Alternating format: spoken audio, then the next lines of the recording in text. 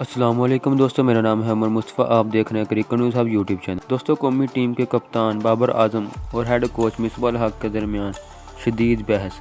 اگر آپ بھی کرکٹ لور ہیں تو اس ویڈیو کے نیچے دیے گئے اس لال کلر کے سبسکرائب بٹن پر کلک کریں اور ساتھ موجود گھنٹی کے نشان کو بھی کلک کر لیں تاکہ آپ کو کرکٹ سے جڑی ہر خبر سب سے پہلے ملتی رہے۔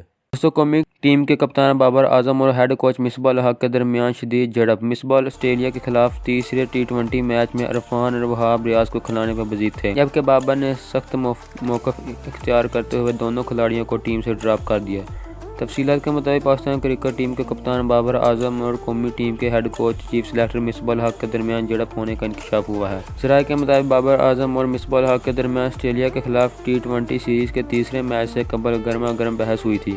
میچ سے قبل ٹیم میٹنگ کے دوران جب پلئنگ 11 کا فیصلہ کیا جانا تھا، تب دو کھلاڑیوں محمد عرفان اور وہاب ریاض کی ٹیم میں شمولیت سے متعلق تنازع پیدا ہو گیا تھا۔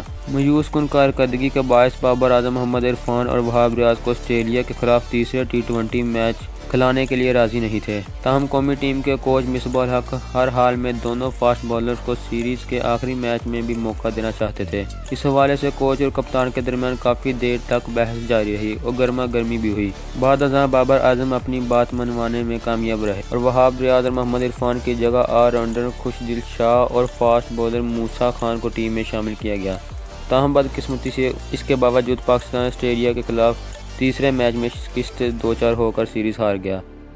آسٹریلیا کے خلاف مشکل سیریز بابر اعظم کی بطور کپتان پہلی سیریز تھی جس میں وہ ناکام رہے۔ اس سیریز میں بابر اعظم کو شعیب ملک، محمد حفیظ سمیت دیگر کئی اہم کھلاڑیوں کی خدمات حاصل نہ تھی۔ دوستو، یہ تھی ہماری آج کی ویڈیو۔ اگر آپ کو ہماری یہ ویڈیو پسند آئی تو اسے لائک کریں اور ہمارے چینل کو سبسکرائب کریں تاکہ آپ کو کرکٹ سے جڑی ہر خبر سب سے پہلے ملتی رہے۔